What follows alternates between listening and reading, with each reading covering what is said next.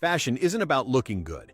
It's about surviving rules so absurd they make medieval torture seem like casual Friday. Fact 1. In Renaissance Europe, fashion wasn't just style. It was a full-blown legal system with better enforcement than taxes. Sumptuary laws dictated exactly what you could wear based on your social class, and they were brutally specific. Velvet? Only for the rich? Silk? Nobility only. Too many buttons? Calm down, peasant. Authorities literally fined people for dressing above their station, as if confidence itself was a crime. Imagine getting pulled over because your outfit looked too successful. People got creative, though, hiding expensive fabrics inside sleeves or layering clothes like smug fashion smugglers. It became a game of, how rich can I look without getting arrested? The irony? Everyone knew the rules were ridiculous, but still followed them religiously. Because nothing says social order like punishing someone for wearing a slightly fancier shirt than their neighbor. Fact 2. In 18th century England, wigs weren't just a fashion statement. They were a lifestyle commitment bordering on insanity. These powdered monstrosities could weigh several pounds and were often made from horsehair, goat hair, or whatever animal had a bad day. But the real magic? The powder. People would coat their wigs in flour-based powder, sometimes scented, sometimes not, turning their heads into walking bakeries. This attracted bugs. Lots of bugs. To combat this, wearers often shaved their heads completely underneath, creating a sweaty, itchy ecosystem of regret. And yet, everyone still wore them because not wearing a wig was basically social suicide. You could be brilliant, wealthy, and charming, but show up without a wig, and suddenly you're the village weirdo. Nothing screams high society like voluntarily turning your head into a powdered insect hotel. Fact 3. In Victorian times, mourning fashion turned grief into a multi-year dress code with stricter rules than most jobs today. When someone died, especially a husband, women were expected to wear all black, no exceptions, for up to 2 years. Not dark gray, not kinda black, full blackout mode, and not just clothing, jewelry had to be made from jet, or even the deceased person's hair, because apparently emotional trauma needed accessories. Social life? Basically canceled. Laugh too loudly or wear a hint of color, and society would judge you harder than a reality TV panel. The wild part? This wasn't just tradition. It was enforced by social pressure so intense, it might as well have been law. Imagine grieving while also worrying if your outfit is disrespectful, because clearly, losing a loved one wasn't stressful enough. You also had a fashion reputation to maintain.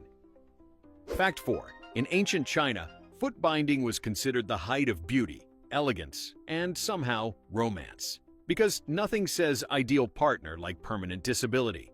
Starting at a young age, girls' feet were tightly wrapped to stop growth, forcing them into a tiny, arched shape known as lotus feet. The process broke bones, reshaped the foot, and made walking extremely painful for life. But culturally, this was seen as desirable, refined, and even necessary for marriage prospects. The smaller the foot, the higher the status, because clearly mobility is overrated. Women would literally relearn how to walk, taking tiny, unstable steps that were considered graceful. Meanwhile, men admired this from a safe distance, conveniently not having their own feet crushed for fashion. It's the ultimate reminder that at some point in history, someone looked at suffering and said, yes, but make it stylish. Fact 5. In medieval Europe, pointed shoes known as poulaines became so absurdly long that they turned walking into a full-time strategy game. We're not talking slightly pointy. We're talking extensions so long they sometimes had to be tied to the wearer's knees with strings just to avoid tripping over them like a badly designed video game character. The length of your shoe literally indicated your social status. Nobles strutted around with ridiculous foot spears, while peasants kept it short and practical, like losers who enjoyed walking safely. Churches tried to ban them, calling them sinful and impractical, which, for once, was accurate. But of course, banning something only made it cooler. So people doubled down, making them even longer. Because if there's one universal human instinct, it's seeing a terrible idea and thinking, yes, but what if we made it worse? Fact 6. In the 16th and 17th centuries, ruffs, the giant circular collars that look like someone lost a fight with a paper shredder, became the ultimate status symbol. These things weren't just big. They were aggressively big. Getting dressed meant carefully arranging layers of stiff, starched fabric around your neck until your head looked like it was served on a decorative platter. Eating? Difficult. Turning your head? Optional at best. Personal space? Completely gone. Maintaining a ruff required constant starching and ironing, meaning people basically had a full-time job just keeping their collar socially acceptable. And if it collapsed or wrinkled, congratulations, you just lost all dignity in public. The best part? Everyone acted like this was totally normal. Imagine suffocating slowly inside your own outfit and still thinking, yes, this is worth it. I look incredible. Fact 7. In ancient Rome, wearing the wrong color could basically ruin your entire reputation overnight. Purple, for example, wasn't just a color. It was a power move reserved almost exclusively for emperors and the ultra-elite. This dye, made from thousands of crushed sea snails, was so expensive it made modern luxury brands look like discount outlets. If you were caught wearing it without permission, you weren't just unfashionable. You were committing a serious offense. It's like wearing a crown to the grocery store and expecting no one to question it. Meanwhile, regular citizens had to stick to their assigned fashion lanes because, heaven forbid, someone accidentally looked important. The result? A society where your outfit didn't just express personality. It legally defined your place in the world. Because nothing keeps order like turning your wardrobe into a government-approved identity badge. Fact 8. In 19th century Europe, men's fashion briefly entered its "I would like to look like I haven't slept in weeks" phase, thanks to the rise of dandyism. Pale skin, dark circles, and an almost fragile appearance became the ultimate aesthetic. Men would deliberately avoid sunlight, wear tight clothing that restricted movement, and adopt a kind of stylish exhaustion as their personality. Looking healthy? Absolutely not. That suggested you worked outdoors like some kind of functional human being. True elegance meant appearing slightly unwell, like a poet who just finished writing a tragic letter by candlelight. Some even went as far as using makeup to enhance this tired, dramatic look. It was less fashion icon and more Victorian ghost chic, because apparently, at one point in history, the goal wasn't to look alive, it was to look interestingly close to not being. Fact 9. In 18th century Venice, masks weren't just for parties. They were practically a daily accessory, and society treated them like a fashion loophole for bad behavior. People wore elaborate masks and cloaks for months at a time, turning the entire city into a walking mystery novel. The idea was elegance and anonymity, but in reality, it meant you could insult someone, gamble away your life savings, or flirt with danger, all while dressed like a decorative ghost. Naturally, rules had to step in. Certain masks were only allowed during specific seasons, and wearing them outside approved times could get you in trouble, because apparently, chaos was fine, but only on a schedule. The result? A society where your outfit didn't just hide your identity, it temporarily replaced it. Because nothing says refined culture like legally regulated mystery costumes for everyday errands. Fact 10. In the Victorian era, gloves weren't just an accessory. They were a moral statement. Stepping outside without gloves was basically announcing to society that you had given up on dignity, decency, and possibly civilization itself. People owned entire collections for different times of day, occasions, and even moods. Morning gloves, evening gloves, visiting gloves, because your hands apparently had a social calendar of their own. And heaven forbid you wore the wrong pair at the wrong time. That wasn't a fashion mistake. That was a character flaw. Gloves also had to be spotless, which meant constant cleaning, replacing, and maintaining something that existed purely to hide the fact that you have hands. It's like society collectively decided that fingers were too controversial to be seen in public. Because clearly the real threat to morality wasn't behavior, it was exposed knuckles. Fact 11. In ancient Japan, during the Edo period, sumptuary laws reached a level of detail that feels like someone micromanaging a video game character. Merchants, despite often being wealthy, were forbidden from dressing like nobility. So what did they do? They became masters of subtle rebellion. On the outside, their clothing looked simple, muted, and perfectly obedient. But hidden inside, linings, underlayers, and secret details were bursts of luxurious fabrics, intricate designs, and expensive materials. It was fashion's version of a double life. Publicly humble, privately extravagant, it turned getting dressed into a quiet act of rebellion, like wearing designer pajamas under a strict dress code. The rules tried to control appearances, but people simply adapted, proving once again that if you tell humans they can't have something, they will absolutely find a way to have it, just slightly out of sight. Fact 12. In the early 20th century, hobble skirts became a trend that answered a question nobody asked. What if walking was optional? These skirts were so tight around the legs that women could only take tiny, restricted steps, turning every sidewalk into an obstacle course. Running, impossible. Climbing stairs, a calculated risk. Getting onto public transport, a full performance. Some women even had to rely on assistance just to move around, all in the name of elegance. And yet, the trend exploded in popularity. Designers marketed it as graceful and refined because apparently limiting basic mobility was the ultimate fashion flex. The irony is almost poetic. Progress in society paired with clothing that physically prevented you from moving forward. It's like upgrading your life, but installing a software update that slows everything down.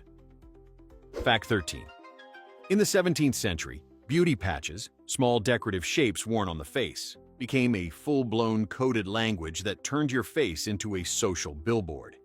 These tiny pieces of black fabric weren't just random decoration. Where you placed them actually meant something. A patch near the mouth could signal flirtation, on the cheek meant boldness, and near the eye suggested passion or drama. It was basically the original emoji system, but with significantly more effort and far less clarity. The problem? Not everyone agreed on what the signals meant, so misunderstandings were inevitable. Imagine accidentally telling society you're romantically available just because your patch slipped half an inch to the left. Fashion became a high-stakes guessing game where your face could send the wrong message without your consent, because nothing improves communication like turning it into a confusing silent code. Fact 14. In 15th century Europe, Chopins took platform shoes to a level that feels less like fashion and more like construction engineering. These weren't just high heels, they were towering platforms, sometimes over 20 inches tall, designed to elevate women above the filthy streets. Practical? Not even slightly. Walking required assistance, balance, and what can only be described as faith. Wealthy women would literally need servants to help them move, turning a simple walk into a full production. The higher the shoe, the higher the status, because nothing says luxury like being physically incapable of independence. And of course, the trend escalated, because once one person stands a foot taller, everyone else needs to compete. It's the ultimate example of fashion turning into a competition no one wins, except maybe gravity, patiently waiting for its moment. Fact 15. In the early 1900s, there was a brief but unforgettable panic over something called the hobble skirt danger, because society suddenly realized that restricting leg movement might have consequences. Women wearing these skirts were getting into accidents, falling, struggling to board vehicles, even getting injured simply trying to exist in public spaces. So what did fashion do? It doubled down, of course. Some designers added hidden slits or adjustable features, essentially inventing emergency exits for clothing. Others introduced safety campaigns, which is already a red flag. If your outfit needs a safety campaign, maybe rethink the outfit. But no, the trend continued because elegance demanded sacrifice, preferably of your ability to walk normally. It's like buying a car that only turns left and saying, well, it looks amazing, so I'll just plan my life around it. Fact 16. In ancient Sparta, fashion was less about looking good and more about proving you could survive discomfort without complaining. Boys were intentionally given minimal clothing, sometimes just a single cloak for an entire year, to toughen them up. Seasons changed, weather didn't matter, and comfort was considered weakness. The idea was simple. If you could handle being cold, itchy, and generally miserable, you'd grow into a stronger warrior. It's basically the original walk it off mentality, but applied to your entire wardrobe. Meanwhile, other cultures were experimenting with luxury fabrics, and Sparta said, no thanks, we prefer suffering. Fashion here wasn't expression, it was endurance training. Because why wear something comfortable when you can turn getting dressed into a daily reminder that life is hard and getting harder? Fact 17. In 18th century France, high heels weren't originally a women's fashion. They were a power move for men. especially in royal courts. King Louis XIV famously wore bright red heels as a symbol of status, and naturally, everyone else followed like it was the hottest trend on the runway. But here's the twist. Not everyone was allowed to wear them. Red heels were reserved for those in the king's inner circle, meaning your shoes literally announced your importance before you even said a word. It turned footwear into a political statement. Imagine checking someone's shoes before deciding whether to respect them. And of course, people obsessed over it, because if the king does something, it's instantly brilliant. It's proof that fashion trends don't always start with logic. They start with one powerful person saying, "This looks good," and everyone else nodding aggressively. Fact 18. In Victorian England, men's hats weren't just optional. They were practically a social obligation, with rules so strict they bordered on ritual. Different hats were required for different occasions, times of day, and levels of formality. Wear the wrong hat at the wrong time, and suddenly you're not just unfashionable, you're socially questionable. Bowler hats, top hats, morning hats. It was like your head had a schedule to maintain. And removing your hat? That was its own performance, governed by etiquette rules about when, where, and how to do it.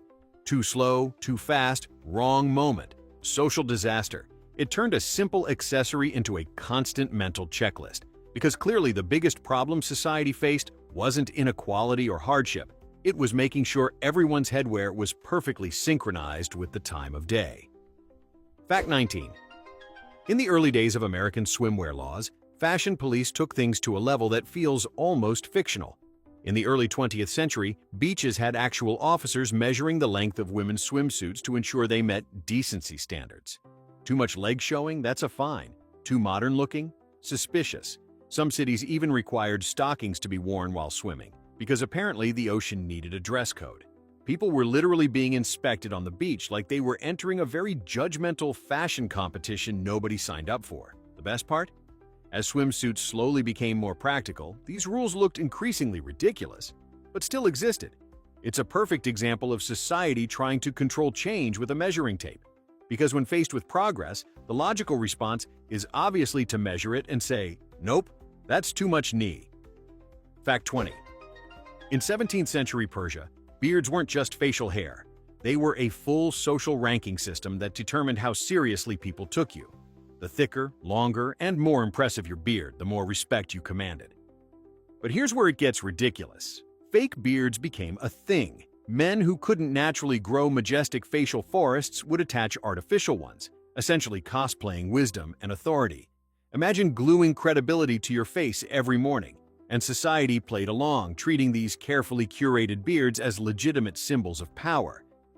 It turned masculinity into a theatrical performance where appearance mattered more than reality, because clearly, nothing says trustworthy leader like a man whose identity might fall off if the wind picks up. Fact 21. In ancient Egypt, shaved heads weren't just a style. They were practically mandatory for cleanliness and status. But instead of just embracing baldness, elites took it to another level by wearing elaborate wigs made from human hair, wool, or plant fibers. And these wigs weren't subtle. They were heavy, ornate, and often scented with oils and perfumes that melted slowly under the sun. Which means, yes, your wig could literally drip fragrance down your face throughout the day. It was both fashion and a walking air freshener. Meanwhile, underneath all that, your actual head was shaved and sweating. It's like wearing a luxury carpet on your head while pretending it's completely normal. Because why be comfortable when you can be both stylish and slightly melting at the same time? Fact 22. In the 19th century, crinolines, those massive cage-like skirts, turned women into walking architectural projects. These structures expanded dresses into enormous domes, requiring serious spatial awareness just to move through a doorway. Sitting down became a tactical maneuver, and navigating crowded rooms was basically a full-contact sport. But the real issue? Safety. These skirts were so wide and flammable that women occasionally got too close to fireplaces and, well, became part of the decor in the worst possible way. Entire newspapers reported on crinoline accidents, which is a phrase that should have been a warning sign. Yet the trend continued because apparently looking like a human chandelier was worth the risk. It's the ultimate example of fashion saying, yes, this might be dangerous, but have you considered how dramatic it looks? Fact 23. In ancient Greece, athletes competed completely naked, not as a rebellion, but as a strict cultural rule. Clothing was considered unnecessary, even dishonorable in athletic competition. The idea was to celebrate the human body in its purest form, which sounds philosophical until you realize this was happening in crowded stadiums with thousands of spectators, and it wasn't optional. Showing up dressed would make you the weird one. Imagine being told you're overdressed at a sporting event because you wore pants. It flipped the entire concept of modesty on its head. Meanwhile, spectators judged performance, physique, and everything in between, because there was literally nothing else to focus on. It's proof that fashion rules aren't always about adding something. Sometimes they're about removing everything and calling it tradition. Fact 24. In medieval Europe, belts weren't just functional. They became a symbol of morality, especially for women. The tighter and more structured the belt, the more it was seen as a sign of discipline and virtue. Some designs even acted like early versions of control garments, shaping the body into socially acceptable forms long before modern shapewear existed. But here's the twist. These belts weren't always comfortable, and wearing them for long periods could be physically exhausting. Yet people embraced them because looking proper outweighed feeling human. It turned clothing into a constant reminder that your body wasn't quite right unless it was restrained. Because clearly, the best way to express morality is by tightening something until breathing becomes a suggestion. Fact 25. In 18th century Europe, makeup wasn't just about enhancement. It was about survival in the social arena. Pale skin was the ultimate beauty standard, signaling wealth and a life free from outdoor labor. To achieve this, people used powders containing lead and other toxic ingredients, slowly poisoning themselves for the sake of looking refined. The whiter your face, the higher your status, basically turning yourself into a walking warning label. Over time, these products caused skin damage, hair loss, and serious health issues, which ironically required even more makeup to cover up. It became a vicious cycle of apply poison, then fix the damage with more poison. Because nothing says elegance like risking your life to look like you've never seen sunlight. Fact 26. In the early 1900s, rationed fashion during wartime forced people to follow strict clothing limitations that turned getting dressed into a strategic puzzle. Governments regulated how much fabric could be used, banning excess decoration, limiting skirt lengths, and even controlling the number of pockets. Designers had to get creative, producing stylish outfits under rules that felt more like engineering constraints. Meanwhile, civilians adapted, reusing old clothes, altering garments, and finding clever ways to look presentable without breaking regulations. It was fashion meets survival mode. The irony? Some of the most iconic, practical styles emerged from these restrictions. Because when you take away excess, people somehow become more inventive. It's proof that even under strict rules, human creativity finds a way, just maybe with fewer pockets than you'd like. Yummer Fact 27. In the 18th century, beauty literally came with a smell, and not a good one. Perfume wasn't optional, it was essential, because bathing regularly wasn't exactly fashionable or common. So instead of solving the problem, people layered scent on top of, well, reality. But here's the twist. There were rules. Certain scents were associated with class, gender, and even time of day. Wearing the wrong fragrance could send the wrong message, like accidentally announcing you were trying too hard or not trying enough. It turned perfume into a silent social language where your smell had to match your status. Imagine choosing a scent not because you like it, but because society assigned it to your rank. Because clearly, nothing says refinement like carefully curating how you mask the fact that soap wasn't your strongest relationship. Fact 28. In ancient Rome, senators had a built-in fashion rule that basically turned their outfits into job titles. They were required to wear a toga with a specific purple stripe, the toga praetexta, to visibly signal their authority. Without it, they were just another guy in a sheet. But here's the problem. Togas were incredibly impractical. They were heavy, difficult to drape, and required constant adjustment just to stay in place. So walking fast? Not happening. Doing anything physical? Absolutely not.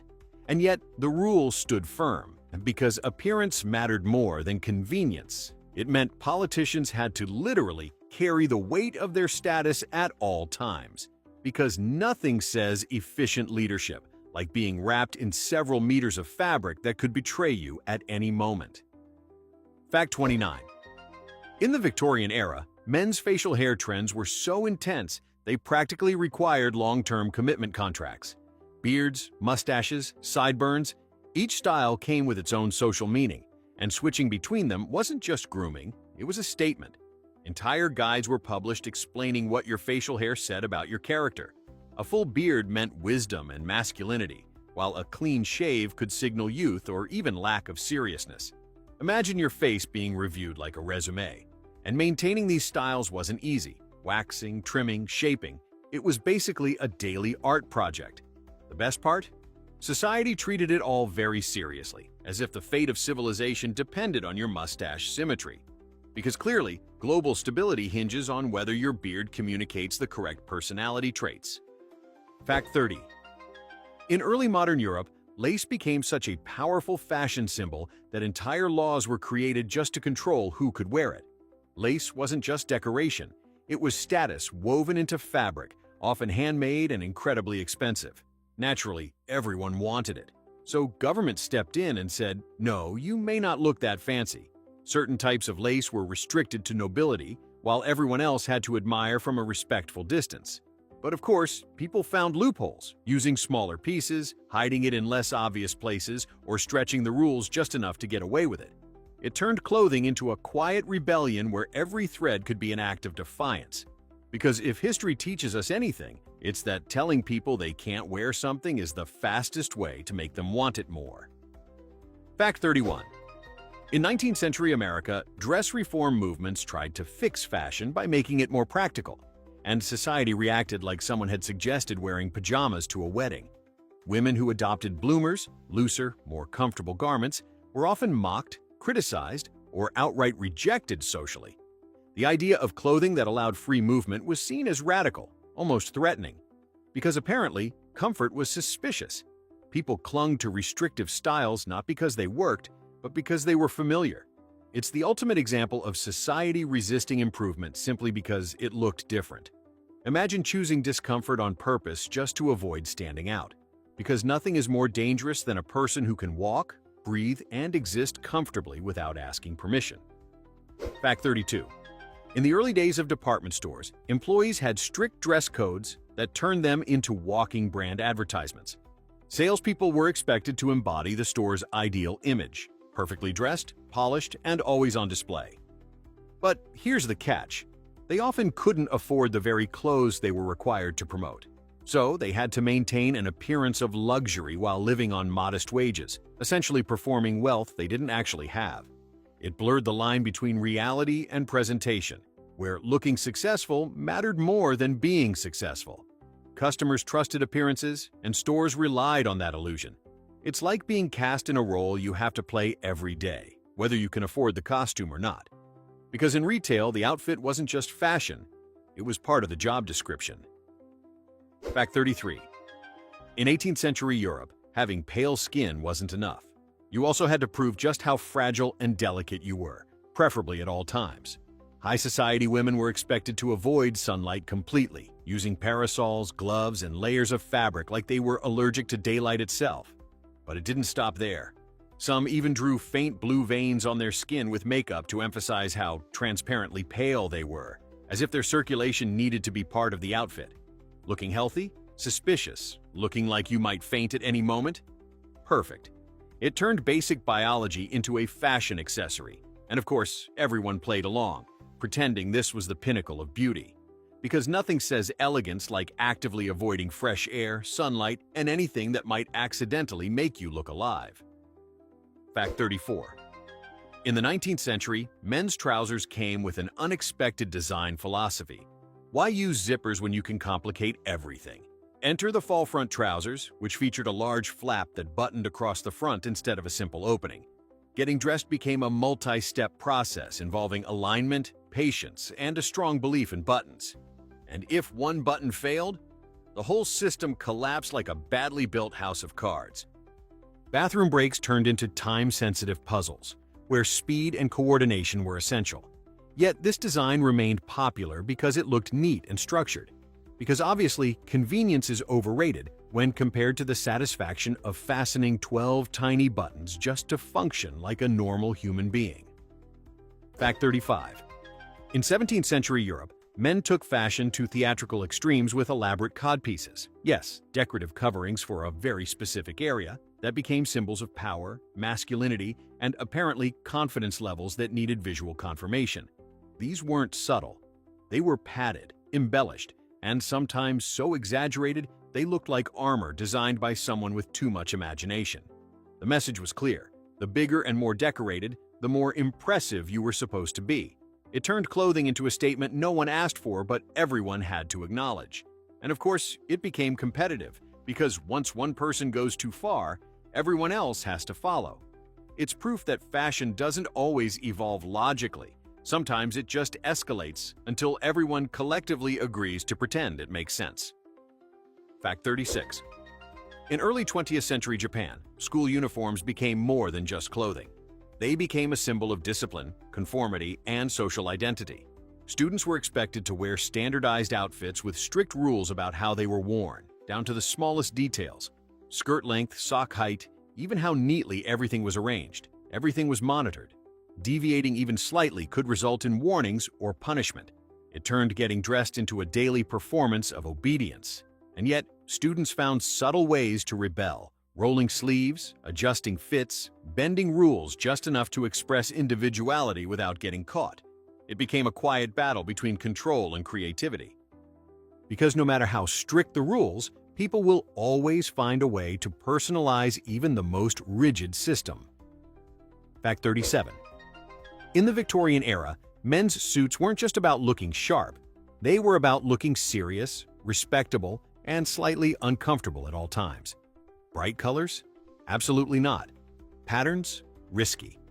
The ideal was dark, muted tones that communicated stability, professionalism, and a complete lack of spontaneity. It was the visual equivalent of saying, "I have no time for fun." And once this standard was set, it became a rule that stuck. Men were expected to dress in a way that minimized attention while maximizing authority. It turned fashion into a uniform of seriousness, where individuality quietly disappeared under layers of gray and black. Because clearly, the best way to show you're trustworthy is to dress like joy is not part of your personality. Fact 38. In ancient China, long fingernails became a status symbol so extreme it bordered on impractical art. The idea was simple. If your nails were long, it proved you didn't do manual labor.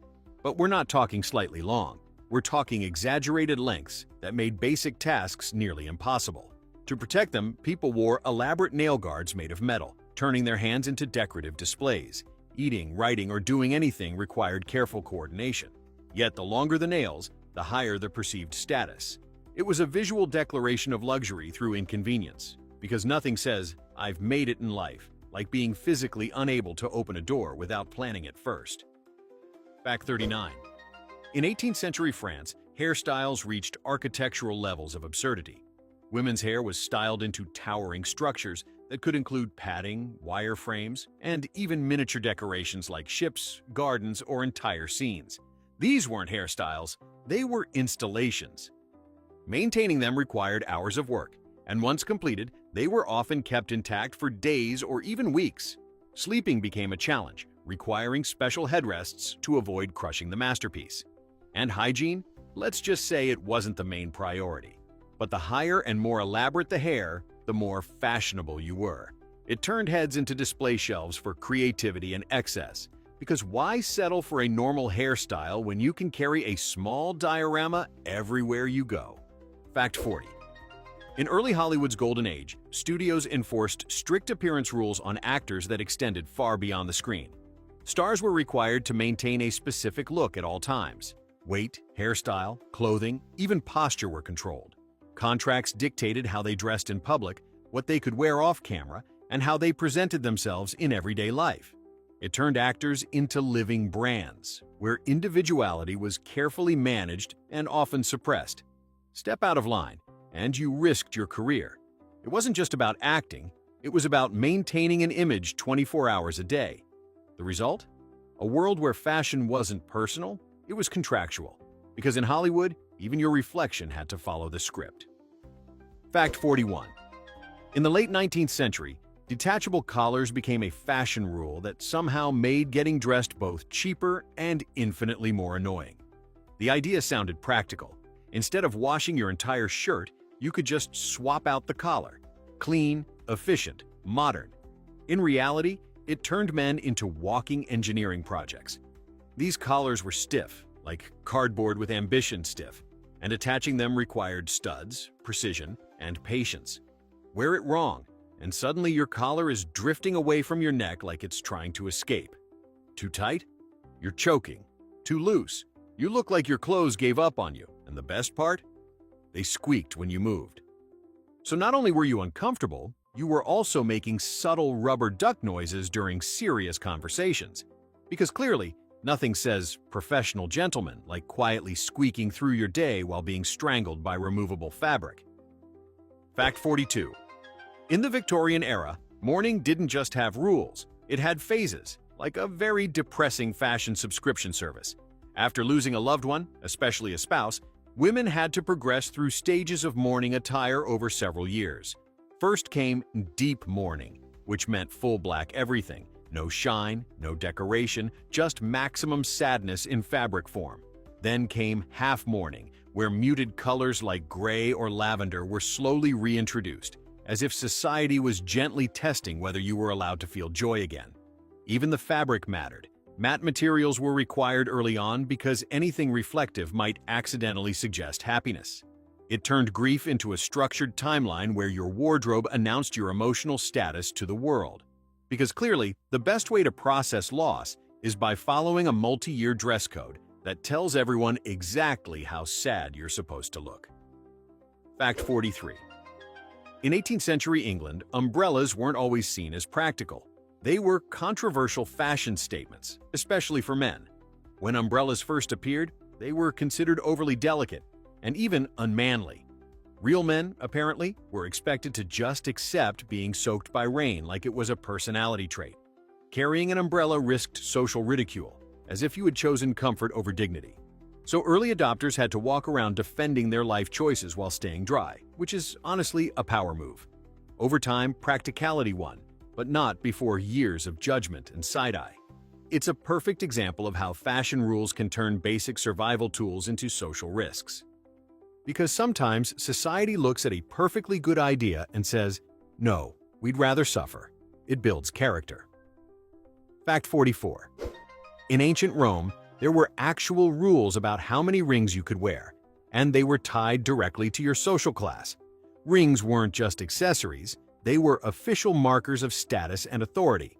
Senators could wear gold rings, while lower classes had to stick to iron, which is basically the fashion equivalent of being told, know your place. Overloading on jewelry wasn't just tacky, it could be illegal. Imagine being stopped not for what you did, but for wearing one too many shiny objects. It turned accessorizing into a regulated activity where your fingers had to follow social hierarchy. Because clearly, society functions best when even your hands are required to respect the class system. Fact 45. In the early 20th century, women's hats became so large and elaborate that they created actual problems in public spaces, especially theaters. These weren't hats. They were portable rooftops decorated with feathers, ribbons, flowers, and sometimes entire bird arrangements. Sitting behind someone wearing one was like watching a movie through a decorative obstacle. Naturally, conflicts started. Some theaters even introduced hat pins rules or designated sections just to manage the chaos. But did fashion scale it back? Of course not. If anything, the competition pushed designs even further. Because if one hat blocks the view, clearly the solution is a bigger hat. It's the ultimate example of fashion ignoring practicality in favor of spectacle, turning a simple accessory into a full-blown public inconvenience. Fact 46. In medieval Europe, certain colors weren't just fashionable. They were restricted, controlled, and sometimes completely off-limits depending on who you were. Bright dyes like scarlet or deep blue were expensive to produce, so laws dictated who could wear them. But here's where it gets strange. Some professions were assigned specific colors, whether they liked it or not. It turned clothing into a uniform you didn't choose. You could identify someone's job or status just by looking at them, like a walking label. And if you broke the rule, punishments followed. It wasn't about style, it was about control, because nothing keeps society organized like turning your outfit into a legally enforced identity card you have to wear every day. Fact 47. In 19th century Europe, corsets became such a defining fashion rule that not wearing one was almost considered rebellious behavior. These garments reshaped the body into the desired silhouette, often at the cost of comfort, breathing, and basic organ positioning. Women were expected to lace themselves tightly enough to achieve impossibly small waists, turning getting dressed into a daily endurance test. Doctors warned about health risks, but fashion responded with a collective shrug. Because clearly, looking correct mattered more than functioning correctly. Some women fainted, others adapted, and society continued as if this was perfectly reasonable. It's the ultimate reminder that if enough people agree something is normal, even discomfort can become tradition. Fact 48. In the early 2000s, certain workplaces enforced dress codes so oddly specific that they bordered on performance art. Employees were told not just what to wear, but how to wear it, down to sock colors, hairstyles, and even acceptable shades of lipstick. Some companies banned overly cheerful clothing because it wasn't professional enough, while others discouraged anything too dark because it seemed unapproachable. It turned getting dressed into a psychological puzzle where you had to predict what mood your outfit might accidentally communicate. Too stylish? Suspicious? Too plain? Unmotivated? The goal wasn't expression, it was neutrality, like blending into corporate wallpaper. Because in the modern world, even your personality has a dress code, and somehow it still doesn't make sense. Which fashion rule is the most ridiculous? Obedience or suffering? Drop your favorite absurdity below. Like it fast, don't let it end. Hit subscribe. Think ends.